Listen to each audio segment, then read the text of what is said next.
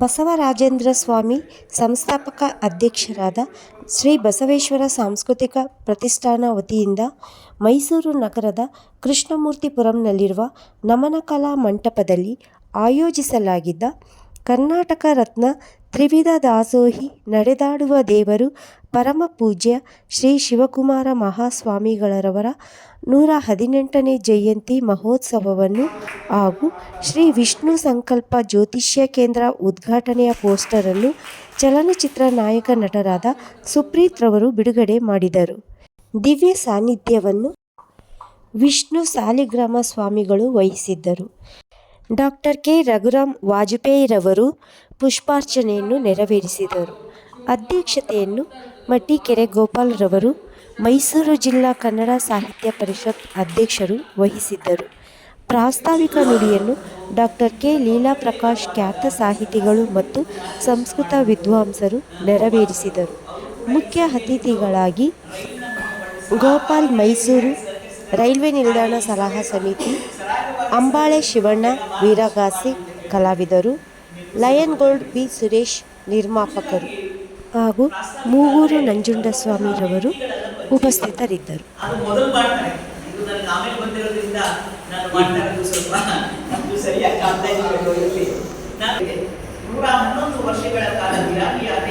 ಸಾವಿರಾರು ಸಮಸ್ಯೆಗಳ ಬಲೆ ಸುಲಭವಾಗಿ ಪರಿಹರಿಸಿದೆ. ಅಗಣಿತ ಮಹಿಮನು ನೀನು, ಸುಗುಣಗಳ ಸಾಗರ ನೀನು, ನಡೆದಾಡುವ ದೇವರಾದ ನೀನು, ಕಣ್ಮಣಿಯು ದೀನದಲಿತರಿಗೆ ನೀನು. ಸ್ಥಾಪಿಸಿದೆ 106 ವಿದ್ಯಾಸಂಸ್ಥೆಗಳನ್ನು, ಸ್ವೀಕರಿಸಿದೆ ಎಲ್ಲರಿಂದ ಕೇವಲ ಭಕ್ತಿಭಾವವನ್ನು, ನಿರಾಕರಿಸಿದೆ ಅದ್ದೂರಿ ಆಡಂಬರಗಳನ್ನು, ಸರಳತೆಗೆ ಮೂರ್ತಿ ರೂಪವಾದ ಸದಾ ನೀನು. ಅನ್ನದಾಸೋಹ, ಕರ್ಮದಾಸೋಹ, ಜ್ಞಾನದಾಸೋಹಗಳಲ್ಲಿ ಸೋಹಂಭಾವದಲ್ಲಿ ಅನುದಿನವೂ ದಾಸೋಹ ಮಾಡುತ್ತದೆ. ಜನಮಾನಸದಲ್ಲಿ ನೀನಿಂದೆ ಸದಾ ಮಹೋನ್ನತನಾಗಿ ಮೂರ್ಖನಾಗಿಸಲು ಏನೋ ಮೂರ್ಖರ ದಿನದಂದು ಜನಿಸಿದೆ ಕರ್ನಾಟಕ ರತ್ನವನ್ನು. ಆ ಮಕ್ಕಳೆಲ್ಲ ಇವತ್ತು ದೇಶಗಳಿದ್ದಾರೆ. ಅವರೆಲ್ಲ ಇವತ್ತು ವರ್ಷಕ್ಕೆ ಲಕ್ಷಾಂತರ ರೂಪಾಯಿ, ಕೋಟ್ಯಾಂತರ ರೂಪಾಯಿನ ಬೆಳೀತಾ ಇದ್ದಾರೆ ಶ್ರೀಮಠಕ್ಕೆ. ಆ ಮಠದಲ್ಲಿ ವಿದ್ಯಾಭ್ಯಾಸ ಮಾಡ್ತಕ್ಕಂಥ ಬೆಂಗಳೂರಲ್ಲಿ ಸಹಸ್ರಾರು ವರ್ಷಗಳಿದ್ದಾರೆ.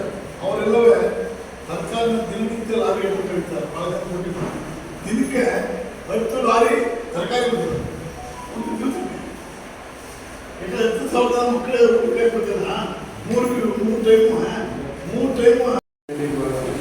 ನಂಬರ್ಗಿಂತ ಹೆಚ್ಚಾಗಿ ಅವರ ಸತ್ವಕ್ಕೆ ಬೆಲೆ ಕೊಡೋಣ. ಇವತ್ತು ನಮ್ಮ ಗೋಪಾಲ್ ಅವರ ಬಗ್ಗೆ ನಾನು ಹೇಳಿದ್ದೀನಿ. ಅವರ ಅಧ್ಯಕ್ಷ ಸ್ಥಾನದಲ್ಲಿ ಈ ದಿವಸ ಪರಮ ಪೂಜ್ಯ ಕರ್ನಾಟಕ ರತ್ನ ವಿವಿಧ ದಾಸೋಹಿ ಅಂತ ಹೇಳ್ತೇವೆ. ನಾನು 4 ವಿಧದ ದಾಸೋಹಿ ಅಂತ ಹೇಳ್ತೇನೆ. ನಡೆದಾಡುವ ದೇವರು ನಮ್ಮ ಪಾಲಿನ ಪರಮ ಪೂಜ್ಯ ಡಾಕ್ಟರ್ ಶ್ರೀ ಕರ್ನಾಟಕ ರತ್ನ ಶಿವಕುಮಾರ ಮಹಾಸ್ವಾಮೀಜಿಗಳವರ 118ನೆಯ ಜನ್ಮ ದಿನೋತ್ಸವವನ್ನು ಆಚರಿಸ್ತಾ ಇದ್ದೇವೆ. ಆಚರಿಸುವ ಕಾರಣ ಅಂತಂದರೆ, ಇದು ಸರ್ಕಾರ ನಿಜವಾಗಿಯೂ ಹೇಳಬೇಕಂತಂದರೆ ಎಲ್ಲ ಸ್ವಾಮೀಜಿಗಳ ನೆನಪಿನ ಕಾರ್ಯಕ್ರಮದ ಬದಲು ಇಡೀ ವಿಶ್ವದಲ್ಲಿ ನಮ್ಮ ಪರಮಪೂಜ್ಯ ಶಿವಕುಮಾರ ಸ್ವಾಮೀಜಿಗಳ ನೆನಪನ್ನು ಇಟ್ಕೊಂಡ್ರೆ ಮುಂದಿನ ಪೀಳಿಗೆಗೆ, ಅವರಿಗೆ ಬದುಕಿಗೆ ಆದರ್ಶ ಆಗುತ್ತೆ ಅಂತ ನಾನು ಅಂದ್ಕೊಂಡಿದ್ದೇನೆ. ಯಾಕೆ ಈ ಮಾತನ್ನು ಹೇಳ್ತಿದ್ದೀನಿ ಅಂದರೆ, ಸುಮಾರು 85 ವರ್ಷಗಳ ಹಿಂದೆ 10 ವಿದ್ಯಾರ್ಥಿಗಳಿಗೆ ಜೋಳಿಗೆ ಹಿಡಿದುಕೊಂಡು ಅನ್ನದಾಸೋಹದ ಜೊತೆಯಲ್ಲಿ ಆಶ್ರಯವನ್ನು ನೀಡಿ ಅಕ್ಷರವನ್ನು ಕಲಿಸಿ ಆರೋಗ್ಯವನ್ನು ಕಾಪಾಡಿದಂಥ ಗುರು ಯಾರಾದರೂ ಇದ್ದರೆ ಅದು ಶಿವಕುಮಾರ ಸ್ವಾಮೀಜಿ. 10 ಜನ ಬಡ ವಿದ್ಯಾರ್ಥಿಗಳನ್ನು ಕಟ್ಟಿಕೊಂಡು ಪ್ರಾರಂಭ ಆದಂಥ ಒಂದು ಮಠ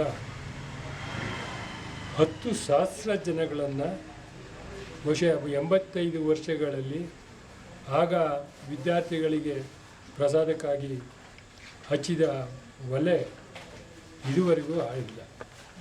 ಇದು ಒಂದು ವಿಶೇಷ. ಏನಿಲ್ಲ, ಜಾತ್ಯತೀತವಾಗಿ ಧರ್ಮಾತೀತವಾಗಿ ವಿಶ್ವ ಒಂದು ಚಿಕ್ಕ ಹಳ್ಳಿಯಾಗಿ ಬೆಳೀತಾ ಇದೆ. ನೀವು ಮೆಡಿಕಲ್ ಕಾಲೇಜು ಮತ್ತು ಇಂಜಿನಿಯರಿಂಗ್ ಕಾಲೇಜನ್ನು ಯಾಕೆ ಪ್ರಾರಂಭ ಮಾಡಲಿಲ್ಲ ಅಂತ ಹೇಳಿದ್ರೆ, ಯಾಕೆ ನಮಗಂದ್ರೆ ಅನಿವಾರ್ಯತೆ ಇಲ್ಲ. ಅದನ್ನು ನಾವು ಬಡಜನಕ್ಕೆ ತಲುಪಿಸುವಂಥ ಕೆಲಸ ಆಗುತ್ತೆ. ಅಂದರೆ ಸ್ವಲ್ಪ ಎಚ್ಚರ ತಪ್ಪಿದರೂ ನಾವು ದಾರಿ ತಪ್ಪುವಂಥ ಕೆಲಸ ಆಗುತ್ತೆ ಮುಂದೆ.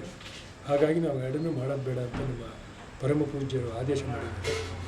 ಹಾಗಾಗಿ ಅವರು ಇನ್ನೂ ಒಂದು ಮಾತು ನಿಮಗೆ ಇದು ಜನಸಂಖ್ಯೆ ವಿದ್ಯಾರ್ಥಿಗಳ ಸಂಖ್ಯೆ ಜಾಸ್ತಿ ಆಗ್ತಾ ಇದೆಯಲ್ಲ, ಮತ್ತು ಅವ್ರ ಜೊತೆ ಬರೋದು ಉಳ್ಕೊಳ್ಳೋಂಥವ್ರ ಸಂಖ್ಯೆನೂ ಜಾಸ್ತಿ ಆಗ್ತಾಯಿದೆ, ನಿಮಗೆ ಹೊರೆ ಆಗೋದಿಲ್ವ ಅಂತ ಕೇಳಿದರೆ, ನಮ್ಮ ದಿನ ಬೆಳಗ್ಗೆ ಇದ್ದರೆ ನಮಗೆ ಸಾಕಾಗುವಷ್ಟು ದವಸ ಧಾನ್ಯವಂತ ಕೊಡುವಂಥ ಧಾನ್ಯಗಳು ಇನ್ನೂ ಜಾಸ್ತಿ ಆಗ್ತಾ ಇದ್ದಾರೆ, ನಮ್ಗೆ ಯಾಕೆ ತೊಂದರೆ ಆಗುತ್ತೆ ಅಂತ ಕೇಳಿದರೆ, ನಮ್ಮ ಸ್ವಾಮೀಜಿಯವರು ಹಿರಿಯ ಸ್ವಾಮೀಜಿಗಳು ನಾವು ಮುಂದೆ ಈ ಸಂಸ್ಥೆ ಇನ್ನು ಹೆಚ್ಚಿನ ಮಟ್ಟದಲ್ಲಿ ಬೆಳೆಗೆ ತೊಂದರೆ ಆಗಬಾರ್ದು ಅಂತೇಳಿ 100 ವರ್ಷಕ್ಕೆ ಆಗುವಷ್ಟು ಸಮೃದ್ಧಿಯನ್ನು ನೀಡಿ ಹೋಗಿದ್ದಾರೆ.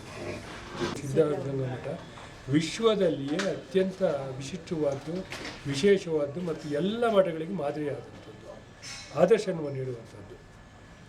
ಈಗೇನಾಗಿದೆ, ಜಿಲ್ಲೆಯಲ್ಲಿ ಸುಮಾರು 20% ಆ ಕಾಲದಲ್ಲಿ ಸಿದ್ಧಗಂಗಾ ಮಠದಿಂದ ಕಲಿತು ಬಂದಂಥವ್ರು ಒಂದು ಜಮ್ಖಾನ ಹಾಸ್ಕೊಳ್ಳೋಕ್ಕೆ ಬೆಂಕಿಗಾಸಿ ಬಸ್ ಹಚ್ಬಿಡೋರಂತೆ. ಯಾರನ್ನಾರು ಒಬ್ಬ ಜೊತೆಲಿ ಕರ್ಕೊಂಡು ಹೋಗ್ಬೋದು, ಅವರ ತಂದೆ ತಾಯಿ ಹೋಗಿ ಬಿಟ್ಟು ಬರ್ತಾಯಿದ್ದೆ.